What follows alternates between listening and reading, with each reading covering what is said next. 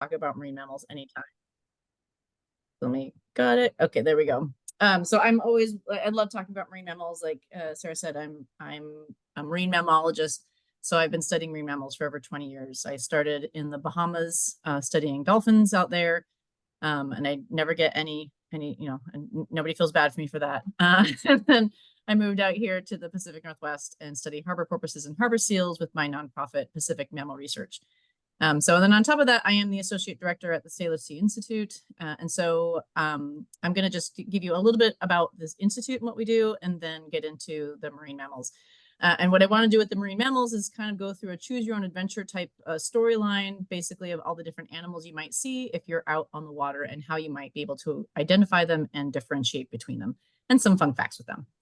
So at the Institute, our main focus is the transboundary issues, that the Salish Sea is a transboundary international waterway. And so, but it's not managed that way, that we manage it, Washington does its thing, Canada does its thing, and the ecosystem doesn't work like that. So we're trying to increase science and communication to wider audiences and share the science and management strategies, and just overall help work to protect the Salish Sea through supporting research and engagement and awareness. I'm going to click on my slide. There we go. This is The State of the Salish Sea, was written by Dr. Catherine Sobocinski for the Salish Sea Institute in 2021. This is the first update to basically how's the Salish Sea doing in like 30 years. So it's a great document if you're interested in it. It is open access. You can go to CEDAR, which is part of Western Washington University. If you just Google CEDAR, WWU, you'll find it. And you can download the whole book as a PDF. And it's a really great just synopsis of kind of where we are at right now across ecosystem. We also try to bridge the gap between science and policy. So getting the research that is being done on important issues in the Salish Sea and bringing that to a wider audience, so that the public and policymakers who don't read scientific articles can get the information in a way that's better for them. So this is through our Emerging Issues in the Salish Sea series that is also open access and on CEDAR. We have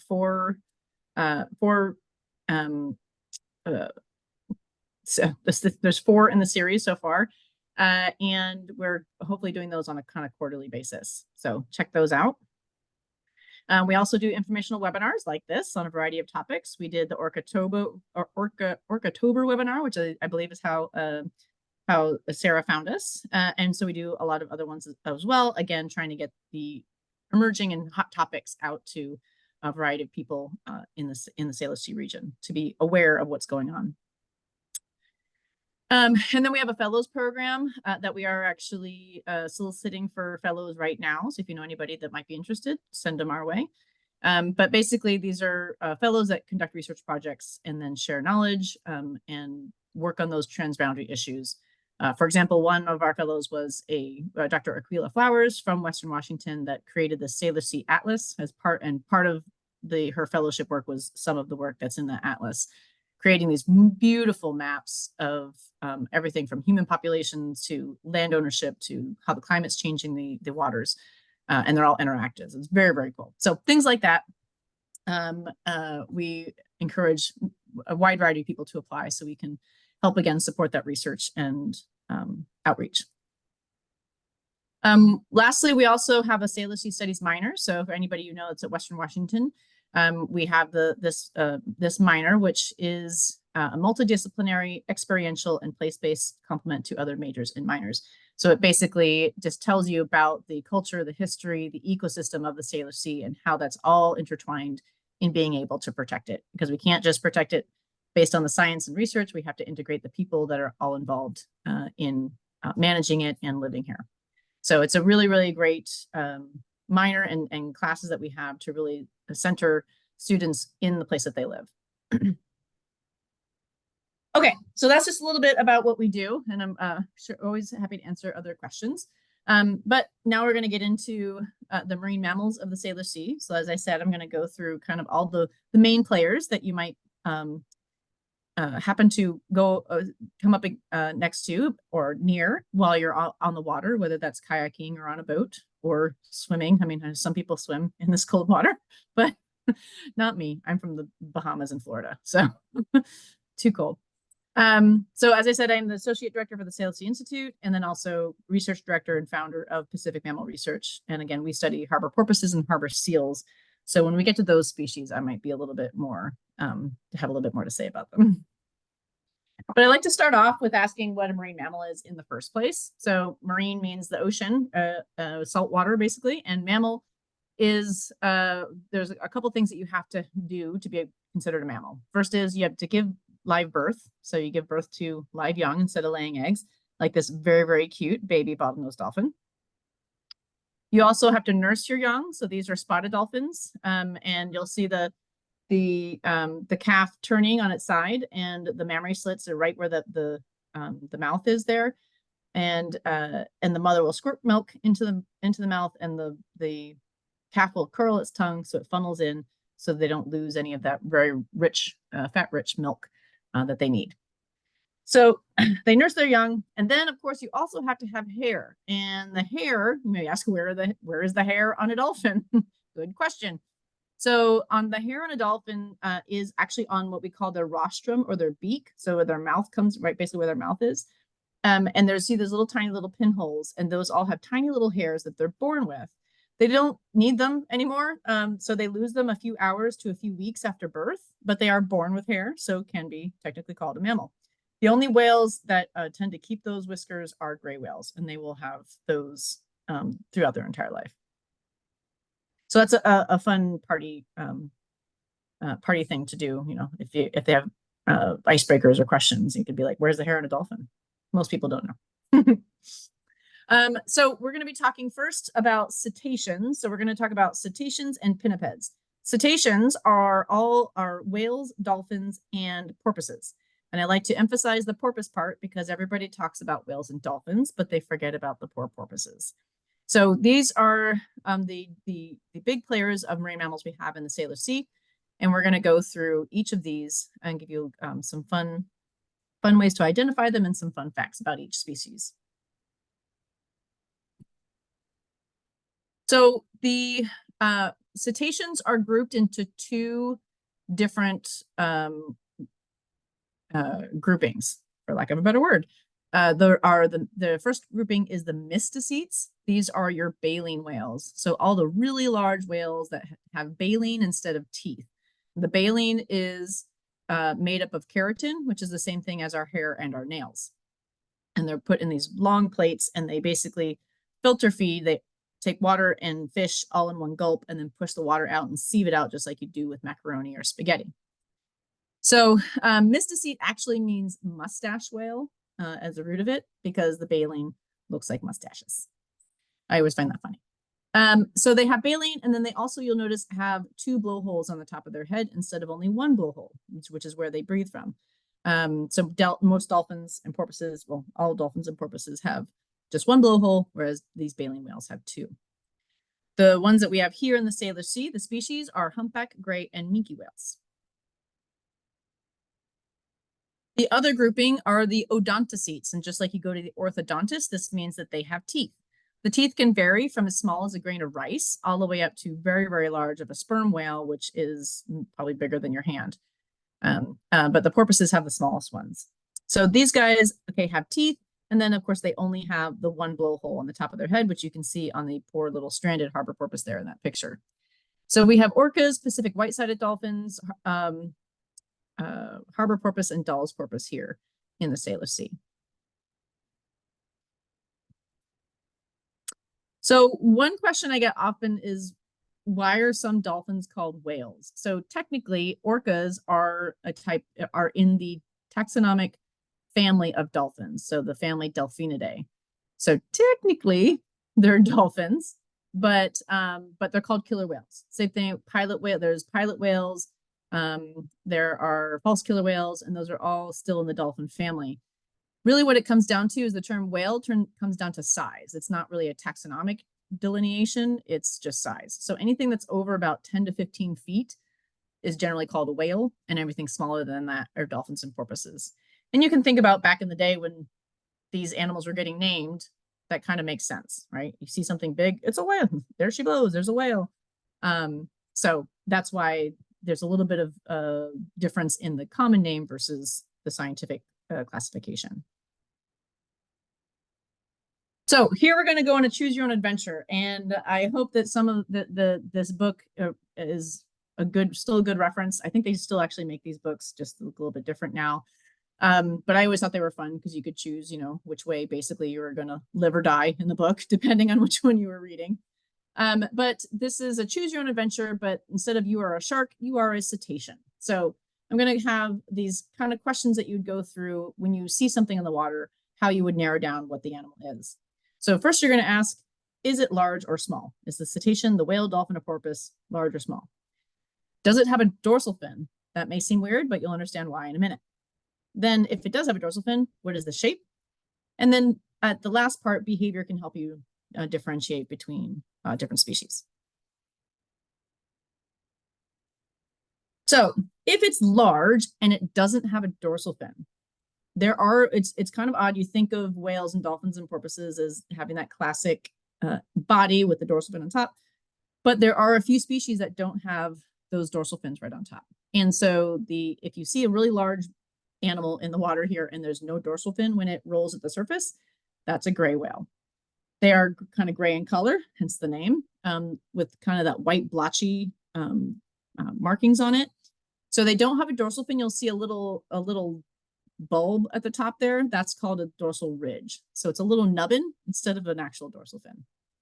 They can get up to 40 tons and 50 feet, live as many as 80 years. They are very cool species. This is an example of a blow. So you can see at the bottom, there's the blowhole, and then the blows coming out to the left-hand side of the screen. Kind of shorter, bushier blow. You can actually tell, you can actually use the blows to kind of help differentiate between species as well, if you really get to know the species. Theirs are kind of shorter and sometimes in a heart shape, which is kind of fun. The cool thing about gray whales is that they are the only baleen whale that doesn't normally feed in the water column. So most other filter feeders will get large schooling fish into big bait balls and swim through them, or they feed on plankton. These guys don't. They like mud. So they actually are benthic feeders. They will feed on what we call benthic amphipods, which are these little tiny crustaceans. And they will basically dig trenches in the sea floor, gathering up mud and all those amphipods, and then filtering out the mud, as you can see in this photo, and then swallowing all the little tiny crustaceans they have. What's really cool is that they actually, the craters can be so large. So imagine a 40-ton, 50-foot animal making one, that when the tide goes out, you can see they're huge. You can see them down in certain areas of the Salish Sea, around Whidbey in particular, when the tide goes out. But researchers have actually used those craters to determine new feeding grounds for gray whales based on satellite imagery. So using Google Earth, they were able to find and see where these trenches were being made. So the fact that you can see them from space just kind of blows my mind. They have lots and lots of barnacles. They are a slow moving species. So they have the barnacles basically attach and hang out and catch all the food that swims by them as the gray whales are feeding and swimming around the ocean. They can have, I think the record was like 400 pounds of barnacles on their face. Basically, it's mainly on the head region. So very a good indication that that's a gray whale. They like to spy hop. They are more curious than some of the other baleen whale species. And they have one of the longest migrations. They move from, like many baleen whales do, from the tropics to the Arctic or Antarctic, depending on the hemisphere, for reproduction and then feeding. But they did find a Western Pacific gray whale in the Atlantic a few years ago. He went on a walkabout and went over to like Italy or something. So he had migrated to 20,000 kilometers. Not sure why he did that or if he survived it, but that was a new record. Okay, so now if it's a really large thing, and it does have a dorsal fin, then look to see if that dorsal fin, the shape of that dorsal fin has a hump in front of it. So you can see there in this image, this is a humpback whale, aptly named, because there is kind of a big giant hump right before the dorsal fin. These guys are in similar size to gray whales and can live about 50 years. Most whale and dolphin species live around 50 years, if not a little more, depending on the species. These guys are pretty common. You can see here, this is a blow that I took actually from our study site. He was pretty far out in Rosario Strait. But you can see how much taller that blow is compared to the gray whale blow. So more tall and kind of cylindrical rather than short and bushy. And you can see his dorsal fin coming out on the left-hand side. So these guys feed in the water column on krill and plankton and small fish. And so this is a picture of a humpback coming up and feeding. And they've got these kind of nodules on the front of their face, which are pretty characteristic. But one thing I do like to notice is they eat, the smallest things, these krill, plankton, small fish, like most baleen whales. But sometimes they come up out of the water, and if you're in the way, you're going to get in their mouth. But because they come up like this, they're not looking exactly where they're going. They're just coming up. And if your bird happens to be there, then that's not good for the bird. Or perhaps so there's the birds sitting in the mouth. Luckily, they don't get, they have found them in their stomach, so small birds can pass through, but most of the time they probably get spit out, but they might drown in the process. So not a great place to be. But you cannot, sometimes a sea lion gets in the wrong position. And this could happen. The sea lion probably had great stories to tell his friends when he got done with his day. But they can't swallow a pinniped or a human. So there was a story on the Atlantic side that a lobster fisherman got swallowed by or got eaten by a humpback whale. The throat of a humpback whale is only about the size of like a large navel orange or like a grapefruit. So there's literally no way you could actually be swallowed by the whale. You could be mouthed by the whale, but you wouldn't be swallowed by it. So no worries there. You just get a fun ride in its mouth for a little while. These guys like to breach. So this is a partial breach. So this humpback coming up and then kind of chin slapping down as his head's coming up and he's going to the right. They like to lunge. They are also the ones, if you heard whale songs, those are humpback whales. They were kind of the reason why the Save the Whale movement happened.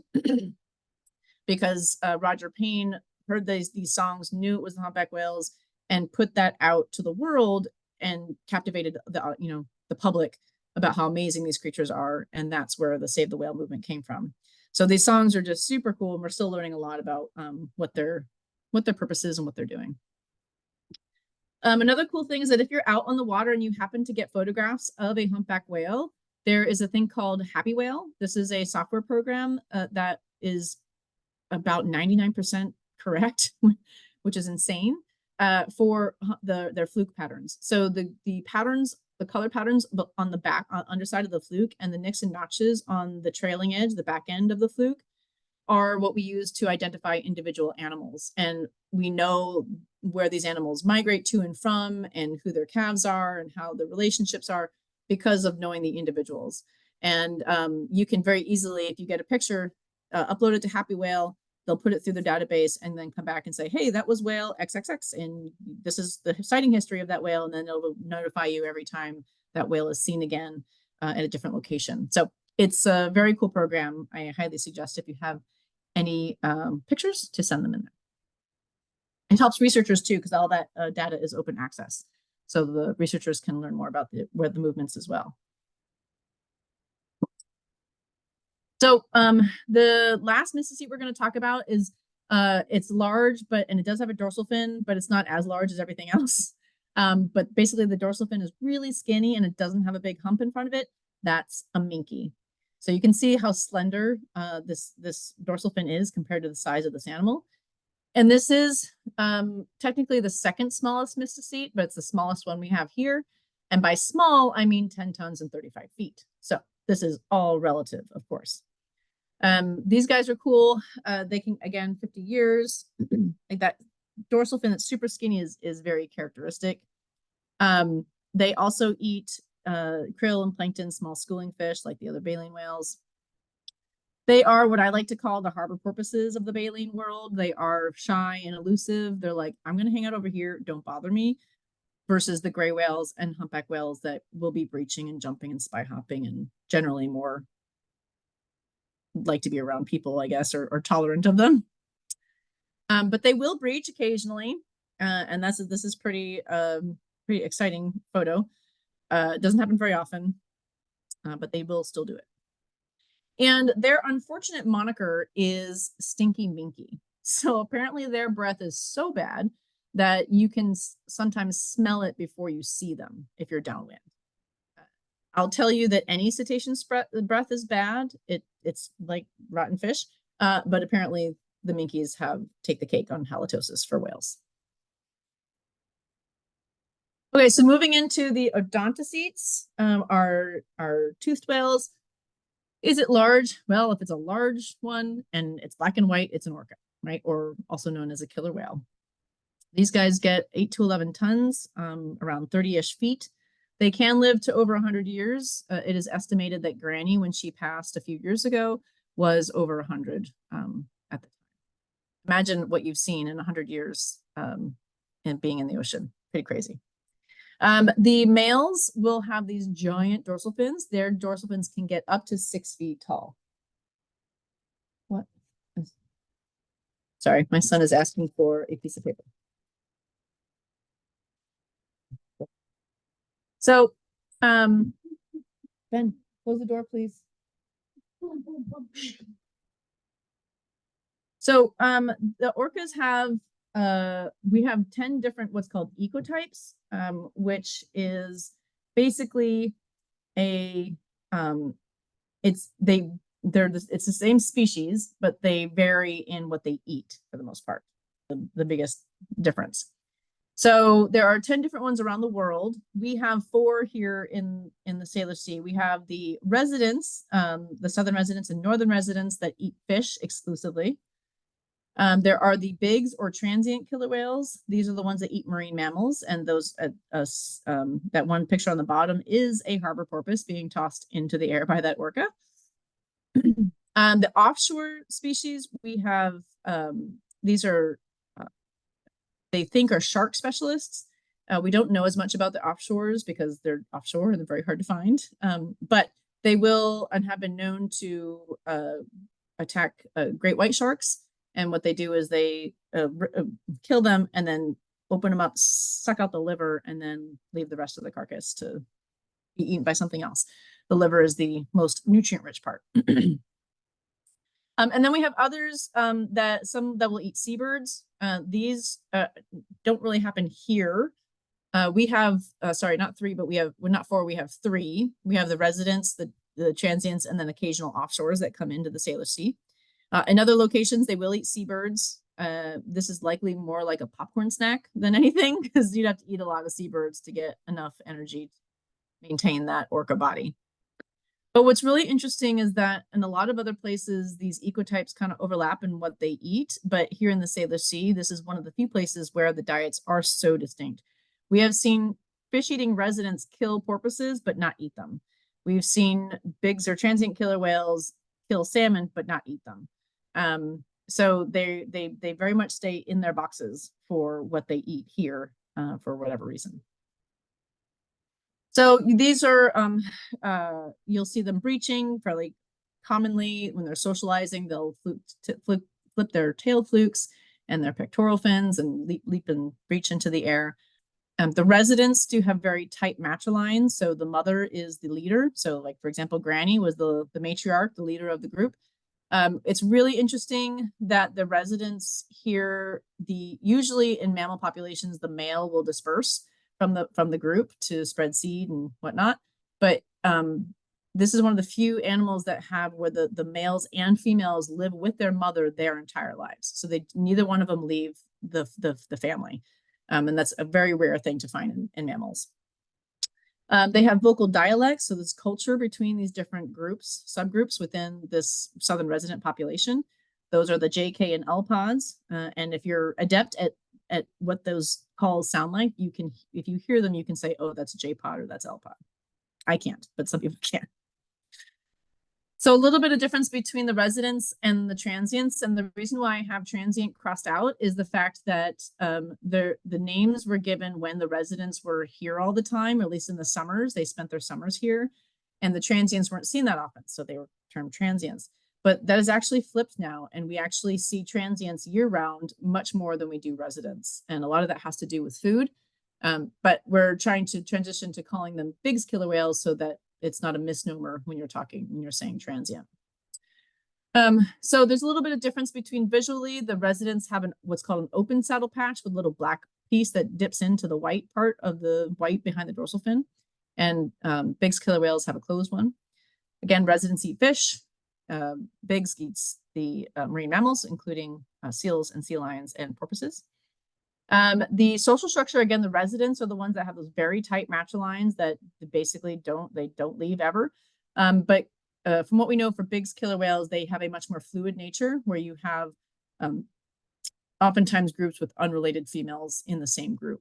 And so there does seem to be more movement between the groups than there is for residents.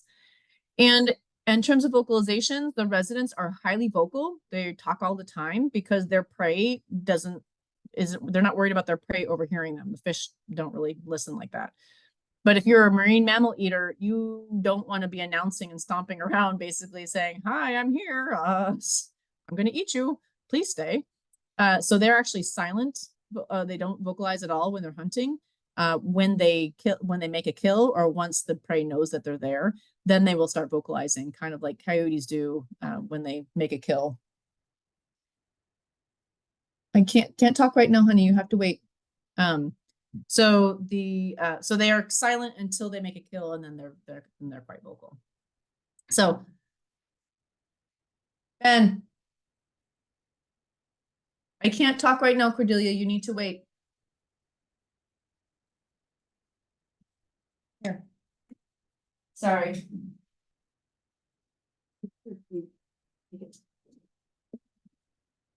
4-year-olds don't like to listen sometimes. So now moving on, if it's an odontocete and it's small and it's got really pretty coloration of gray and a curved dorsal fin, that is a Pacific white-sided dolphin. So the curved versus not curved dorsal fin is going to be the key indicator between a dolphin and a porpoise.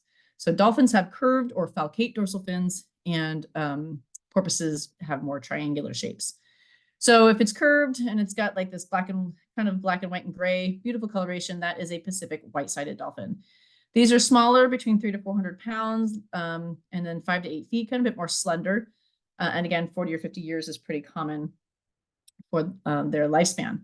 They eat a lot of small schooling fish, squid, capelin, sardines, herring. So you can see in the picture. These guys they have a beak, but doesn't come out quite as strongly as you saw on those bottlenose dolphin pictures I showed you earlier. But very beautiful animals. They love to be acrobatic. You will see them breach and leap and fly, being very active at the surface, more so than any of the other small animals that you'll see here in the Salish Sea. And what's interesting is these are generally, you're less likely to see these closer to land. These are more a bit offshore species in more open water. So you can see these sometimes can be in groups as large as 1,000. So it looks just like the sea is frothing with animals, which it kind of is. All right, so if it's small and it doesn't have a curved dorsal fin, then we look at the color. Is it black and white? Then it's a Dall's porpoise. We'll talk about harbor porpoises in a second. They are gray. These guys are black and white, and oftentimes get mistaken for baby orcas because of that black and white coloration. These guys are a bit heftier, especially compared to the Pacific white-sideds we just talked about, close to 500 pounds and 7 to 8 feet. And keep that in mind when we talk about harbor porpoises next. It's a very stark difference. You'll notice that the porpoise lifespan is much less than half of the lifespan of a dolphin, average dolphin lifespan. So they kind of live life in a little bit faster pace. Their dorsal fin is very unique. It has a very unique shape, especially for the males. That picture there is a male, and it actually, instead of canting backwards, like towards the fluke, like most dorsal fins do, this one tips forward. So I always like to say that it looks like they put their dorsal fins look like they got put on backwards. So this animal there is actually going to the left-hand side of the screen.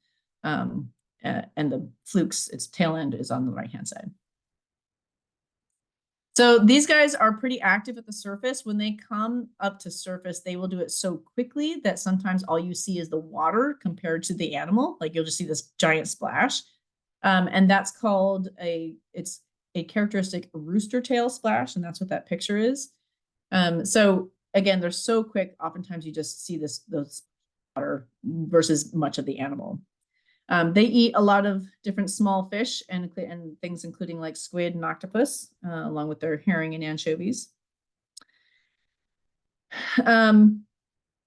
So these guys used to be pretty common, and then they it used to be that there was lots of harbor porpoises, and then there was a few dolls, and then it switched. The dolls were everywhere, and there were no harbor porpoises. So if you were around in the 90s, you may be like, oh, I see dolls all the time, but now I don't. And that again, so that it's because it's swapped back. So now we have harbor porpoises everywhere, but we have very few dolls, and we don't quite understand that what's going on there. But they apparently can't both be abundant in the Salish Sea at the same time for whatever reasons. Okay, so now to my favorite one, of course. If it's small and it does not have a curved dorsal fin and it's not black and white, then what you found is a harbor porpoise. So now I want you to think about the doll's porpoise surfacing that I just showed you, and now look at this one.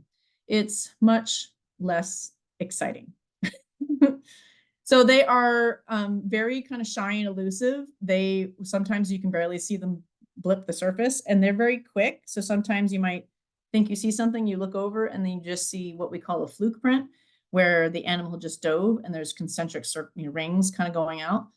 And then it might come up, 30 yards in a completely different direction. So they are a bit more tricky in how we can observe them. But also think back to that 500-pound size of the doll's porpoise. These harbor porpoises are the second smallest cetacean in the world. The only thing smaller is the critically endangered vaquita. So these guys are around 150 pounds and about 5 or 5.5 feet. So kind of an average human size.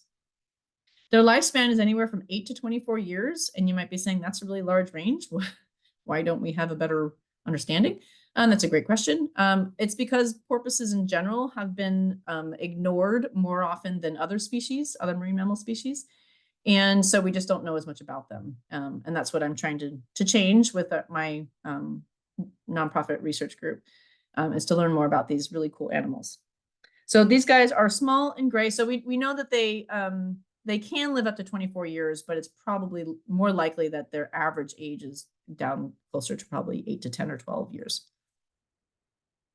So these guys eat small forage fish, similar to what the doll's porpoises were eating. They just like different habitats. The dolls are found in deeper water, and harbor porpoises, as the name implies, are found within a few miles from shore, for basically their entire lives in this area. So here you can see this is a surface chase that just happened. The porpoise is diving through the water, and the fish is getting away, except for those gosh darn gulls that oftentimes love to circle around and steal the fish whenever they can. So they eat these small forage fish, but we recently documented that they actually are taking larger ones, at least here in the Salish Sea. This is an animal that took a type of salmon. We don't know what species it was. Another occasion we did get it looked at, and it looked to be a coho salmon. So they're kind of breaking the rules. They're not supposed to eat that, but apparently they are. So we're learning more about these animals as we observe them. And again, this is what you might see. This is called the fluke print. So if you've been out on the water at all, you've probably seen this before. And that's something just dove there, whether it was a porpoise or a seal or something else. But so you know where it was, but not necessarily where it's going to be. But so even though they're shy and elusive, they do wake ride, as I mentioned earlier. This is an example of one. Basically, they let the boat pass instead of following the boat like dolphins do. They let the boat pass and then just ride the wake a couple times before probably going back to feeding. And they do leap. So this is an exciting one. This is, they will leap out of the water, and it's one of the very flashy things they do, one of the only ones, and it's for mating. So you can see the male is coming up here on the left-hand side of the female, and you can see his eye to the right, and his belly is facing towards her. He is going to leap himself out of the air. She is going to turn kind of towards him, and then flip her fluke away as he bursts out of the water in excitement. And then she kind of almost does a head over heel cartwheel, and he splashes down, and that was it. And that took about 1.5 seconds to occur. So it's really fast. It's hard to get on camera because they don't give you any kind of indication that it's going to happen. And so we're always excited when we get that. So they do leap into the air, and that's usually for mating. So if you happen to be out and you see a harbor porpoise flying through the air, you most likely saw a mating attempt happen. So then with that, there are some odd visitors I just wanted to mention that you may have heard of. We've had bottlenose dolphins that have come up from Monterey Bay. We have common dolphins that have come in as well, which are not supposed to be here. We've had a couple fin whales here and there, and then a random juvenile male sperm whale that showed up. They actually heard him on the hydrophones before they found him. So these guys are not supposed to be here, but they are. Likely has to do, at least to some degree, with warming waters and climate change. And then again, some animals are just going to make weird walkabouts for no apparent good reason. But it's always interesting to see who's going to show up here. All right, so moving on to the pinnipeds to round out the presentation here. Pinnipeds, pinniped means feather or winged foot. So pinna means feather or wing, and ped means foot, because they have flippers for feet instead of feet. So we have a few different species. So a pinniped is a seal, a sea lion, and walruses. We're not going to talk about walruses because we don't have them here. So what's the difference between a seal and a sea lion? Well, the seal on the left-hand side, those are what are called true seals. These are ones that the biggest difference is that they do not have any external ear flaps. So if you look at the sea lion on the right, you'll see those little cylindrical kind of ear flaps sticking out the side of their head. And if you look at the seal on the left, there are none. There's just holes on the side. That's the easiest and best way to tell the difference between the two. Then, and when they're on land in particular, you can notice how short the pectoral fins are of the true seals. They are very, very tiny. They can't bear weight on them. They're like little T-Rex arms. Can't do much with them. Whereas the sea lions have very long front flippers that they can use and push down like arms and hold their body up.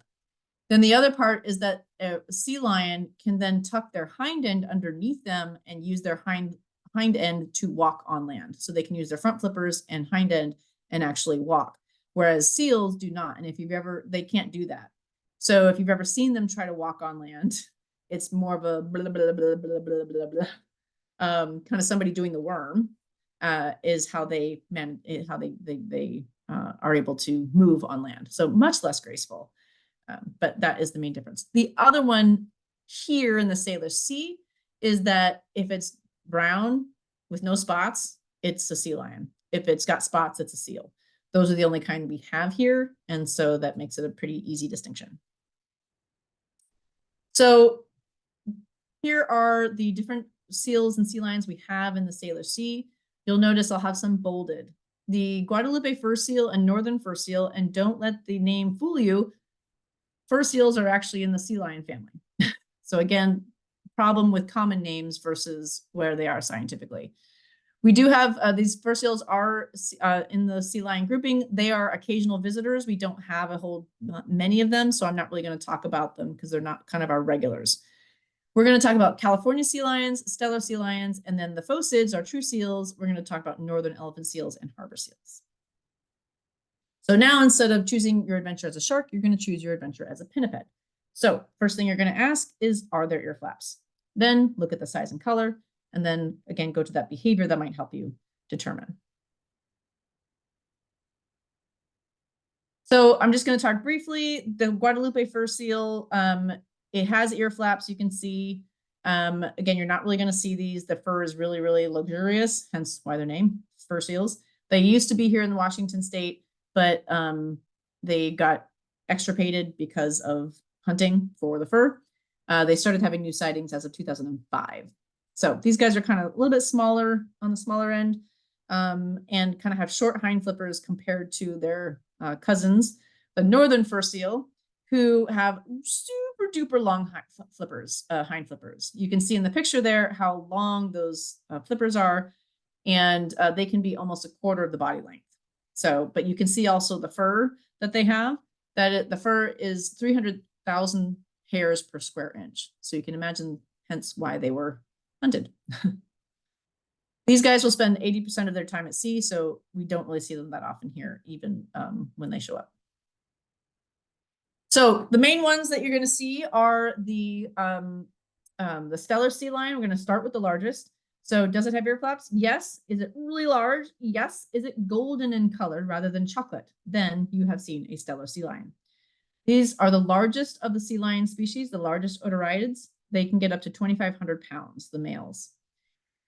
They can dive pretty deep for their prey. They eat a lot of different things. Most of these species are very opportunistic in nature for what they eat. And what's a great story here is that the eastern population, the Eastern Pacific, so our side of the Pacific Ocean versus over by Japan, these were taken off the endangered species list as of 2013. So it's a success story that we've protected them and they've done well.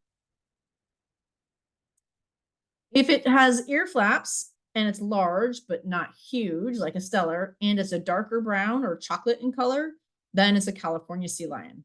These guys can only get up to about 700 pounds compared to that 2,500, and maybe 1,000 during the breeding season for the males. They can dive almost as deep as the stellar sea lions.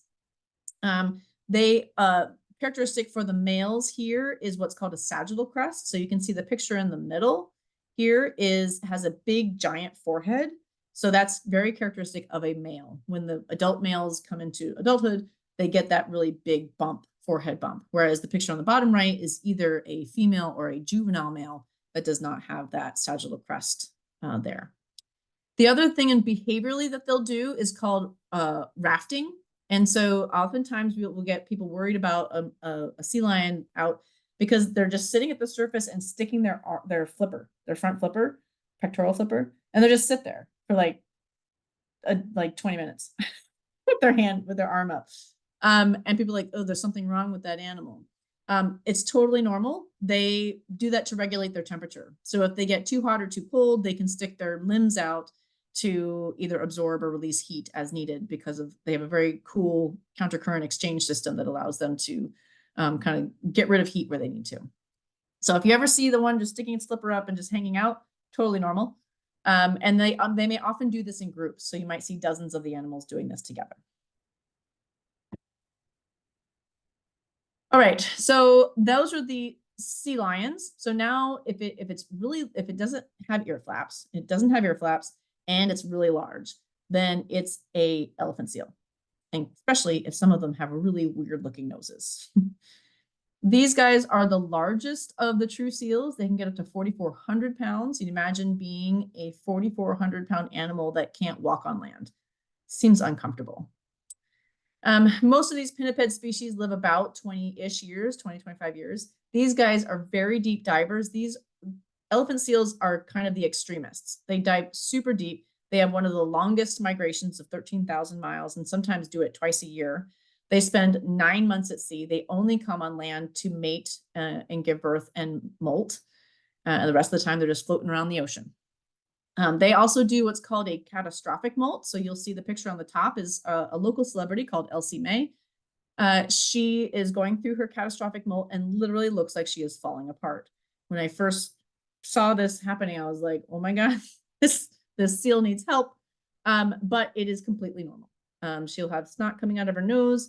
Her skin is literally peeling off because they don't just lose the hair during the molt like most other pinnipeds do. They actually lose the first layer of skin along with that hair. So it all comes off and makes it look like they're falling apart, but it's totally fine. This is Elsie Mae, our local celebrity. She decided that Fidalgo Island was her place to molt and eventually give birth. She's part of a family of elephant seals that we have here in the Salish Sea that live on basically Whidbey and Fidalgo. She has 3 other siblings and the mom that is she pups on Whidbey. They all have certain levels of interaction with humans for good and for worse. and you can learn more about them on the Orchid Network page, and I'm happy to answer questions afterwards. But it's a very interesting family and very fun that we get to be a part of their lives and get to learn about elephant seals through them.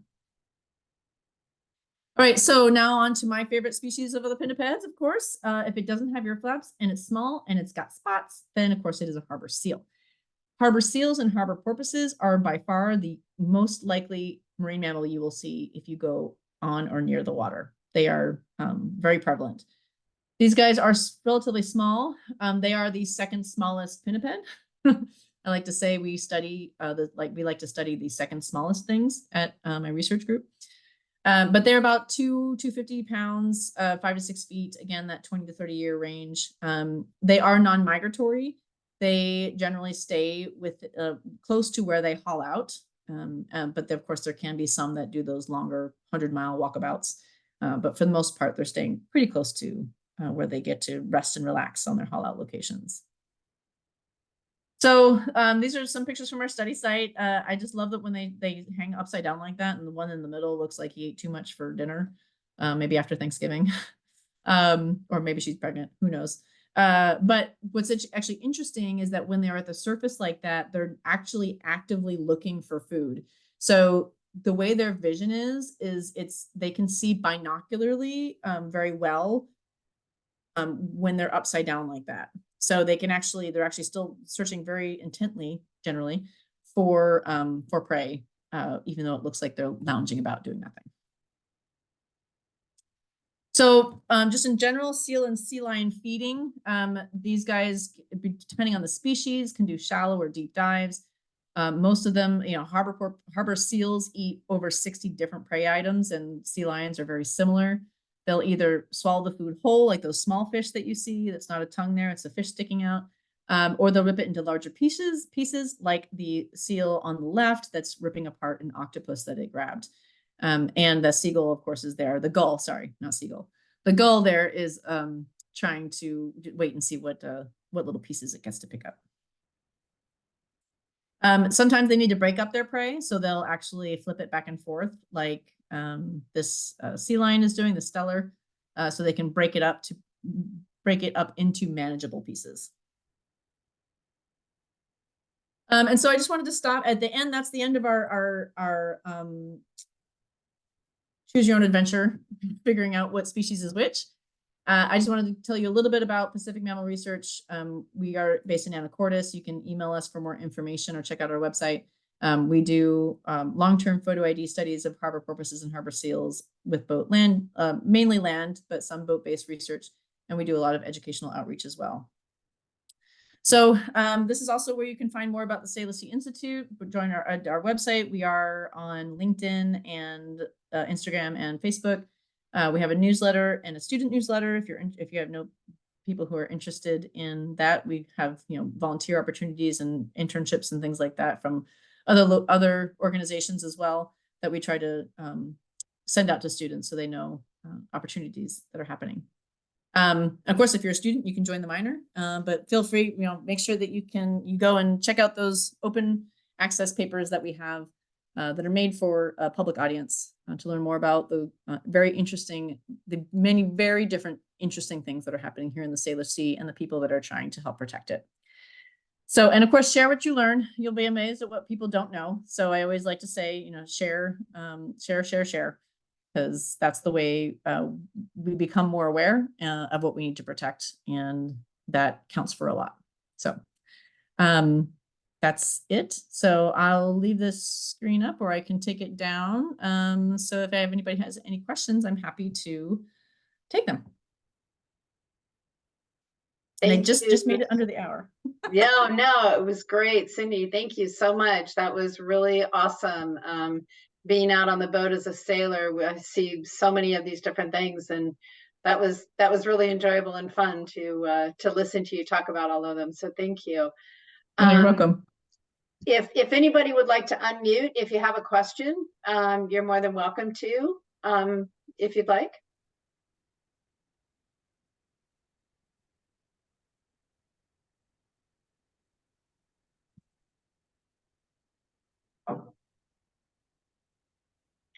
Or not. If you don't have any questions, that's fine. I just want to thank everybody for showing up on a Thursday evening and in listening in. I found it very enjoyable, and I also just love the way that you brought some humor to it, because that's kind of what we do when we're out there, is, you know, seeing the things and laugh and be joyful. So if That's the no, best part. yeah, it's super awesome. So if no one has any questions, that does conclude the presentation. Really well done. Thank you so much. In fact, I'm so glad it's recorded, because I'm going to have my nieces watch it. Oh, great. That's great. You know, we give presentations to, you know, wide variety of ranges, ages and stuff. And it's always great to be able to share it with all different ages. Yeah, yeah, really fascinating, because not only can you share it, but you can then just go down to the marina or Alki or someplace else or whatever, and then say, see that thing we were, yeah, there you go, there it is. There it is. Yeah, I mean, that's the thing that's great around here, is if you just go down to the water, you're bound, especially a harbor seal, you're bound to see Right. them. Right. But yeah, you never know what you'll see when you're out there. We've seen minkies, humpback whales, gray whales, orcas all come through our study site. Not often, but you never know what you'll see. Yeah, fantastic. Yeah, and thank you for, I see the thank yous coming through on the chat. So Yes. I see those and I appreciate them. Thank you so much. I'm Yes, glad you enjoyed yes. If you enjoyed it, please bomb the chat, so that Cindy knows that it was worthwhile for her to spend her time doing this for us. Really, Oh, really absolutely. appreciate it. Yeah. Okay. Well, I think that is going to conclude. Thank you very, very much. And we really appreciate you joining. And we hope you have a good evening. Yes, thank you so much for coming. Thank you, Cindy. You're welcome. Bye-bye.